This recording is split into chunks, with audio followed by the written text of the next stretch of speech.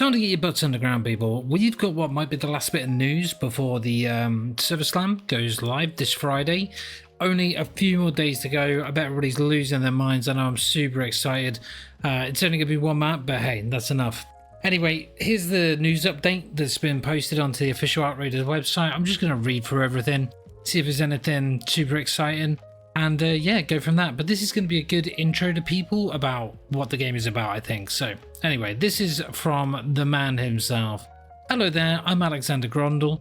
Sorry if I butchered that. The executive producer of Outraiders, and today we want to discuss everything you need to know about what's in the game. Outraiders is a multiplayer extraction adventure set in a lethal future Earth ravaged by a mysterious mechanized threat known as Ark.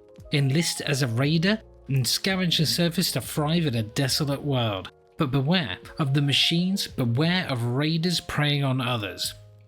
In short, you'll build a name for yourself in Speranza by taking on quests, improving your gear with treasures scavenged from the dangerous world above, and making it back alive. Come back with your pack full, or pass out on the surface and return empty-handed. Each trip above will weigh risk and reward, and every decision you make comes with consequences. Let's dive into them for some more detail. Right, Topside. Topside is the place where you spend most of your time in Outraiders looking for valuable loot. This could be gameplay items that you can use to your advantage or items you can bring back to craft with. More on that later. The first thing you have to be aware is that you're not alone up there. Ark machines will be looking for you. The Ark come in many different shapes and sizes, but be aware they are all significant threats to any raider. You will face the small 8-legged spider-looking machines called ticks. These are small, stealthy creatures that live inside structures that tend to cling to roofs and walls, will jump and attack any unaware raider. We've got the Snitch. Can be seen in the air by looking for suspicious activity, and if they spot a raider out in the open, they'll call reinforcements. Make sure to stay hidden on them or take them out quick. We also have larger machines like the Leaper, who patrols outside and poses massive threat with its destructive leap attack, or the Bombardier, whose help of a spotter drone will seek raiders out and target designate for a lethal mortar attack. There are more Ark like the ground-based Pop, Fireball and Bastion, and flying Arks like Wasps, Hornets and Rocketeers, each with their specific strengths and weaknesses which offer unique challenges. There are even larger machines, as large as an apartment building, roaming the surface at times. The Queen is furiously defending the Harvester, a structure with unknown purpose. Taking on the Queen will most likely lead to a quick defeat, but for a seasoned raider there's always a way. There are even rumours of larger variants too. That's going to be so hype. I know there's been some pictures sort of leaked that they think like the King or whatever it's going to be. That's pretty cool. Ark is by far not the only threat Topside. There are other raiders up there, as well as maybe you can make a friend or two, but watch your back as other raiders are competing for the same loot. You can choose to go alone or squad up to 3 players, all viable in different ways. The matchmaking will prioritize squad versus squad, solos versus solos. What? Oh, so it will put you, yeah, this was confirmed in the tech test anyway, that it would basically, solos will try and put you with solos. Doesn't mean you will always work, but as long as it has a decent enough player base and people wanting to play those, then you should be pretty good. The Rust Belt.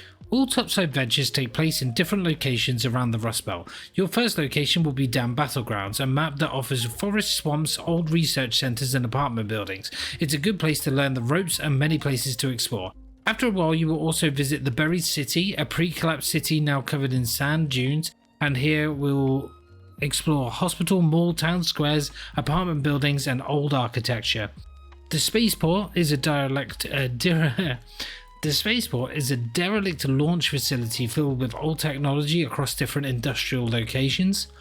The raiders have also found their way to the Blue Gate, a location higher up in the mountains featuring open areas, small towns and tunnels, and underground complexes to name a few. There are even rumours of a place called Stella Montis, but what this is and how to get there is still unknown. All locations feature different weather and times of day, and on top of that, at times a location will have specific conditions applied. These are events that take place on a map that changes how the map is played and what rewards it offers. Some of these are called night raids and take place at night, where the loot is better and the threat of Ark is higher. Other conditions are harvest season that offer higher yields of natural loot. electromagnetic storm, hidden bunkers, to name a few. The Rust Belt is a place of constant change that offers all kinds of challenges. Now, I do know that I think originally there was a challenge for Scrappy. We had to get fruit, and it will tell you before you load into a map if there's like an event going on there or if there's like a special thing. So if it's like a rainy season, there's more fruit, I think it does tell you.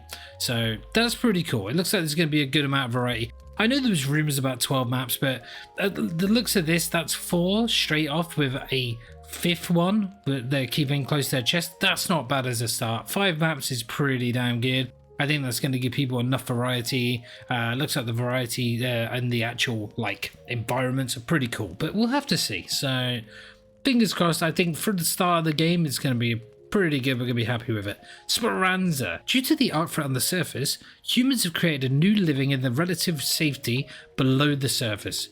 It's here raiders come home after visits Topside. Here you can perform various different actions and build your own personal home below.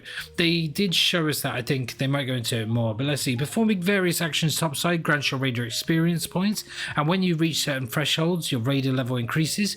For each level, the raider is also rewarded skill points that you can spend to learn new skills and abilities. There are a plethora of choices here, so you will be able to configure your raider to your personal preference. A more mobile raider, more stealthy, carry more, the choice is yours. I know that people said this needed a big rework from this access, so it'll be interesting to see the changes that they made to the skill tree.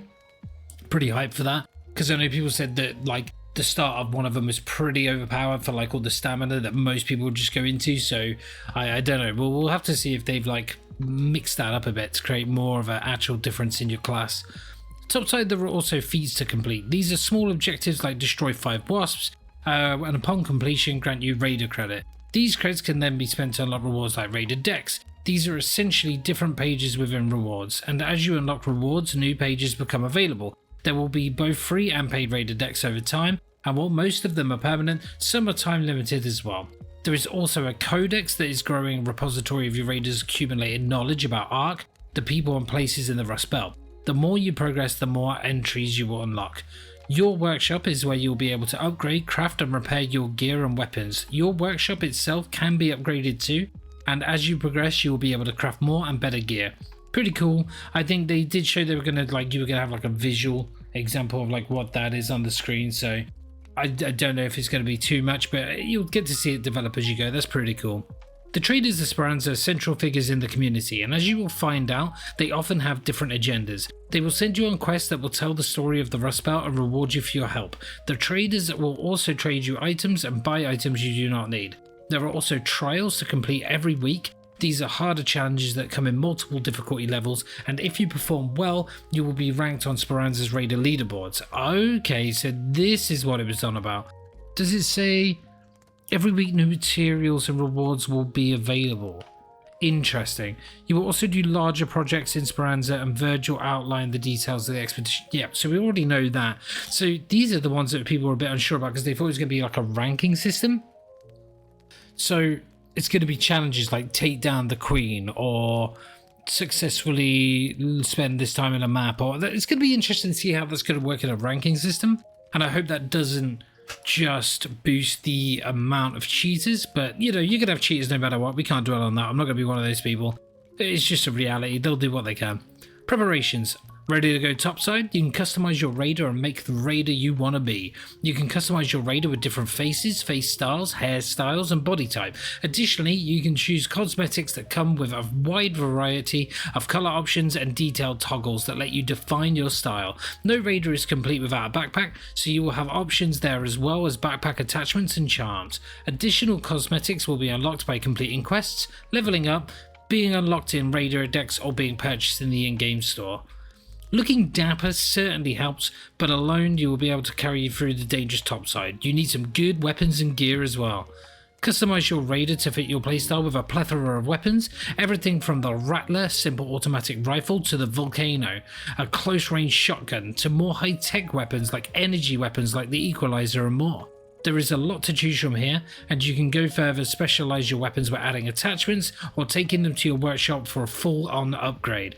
That's pretty cool. So if you're actually like, you can't just craft the maximum upgraded weapon, having a weapon that you use more over time, that's pretty cool. I don't know, it'll be interesting to see. Gadgets. Gadgets are useful tools topside that you can equip your raider with, everything from lure grenades to trick the arcs, zip lines, mines, door blockers, grenades, flares, badges, the list goes on. You can also find some of these gadgets topside, but in most cases you're better off coming topside prepared. The shield and augments are two items that further allow you to customize your playstyle.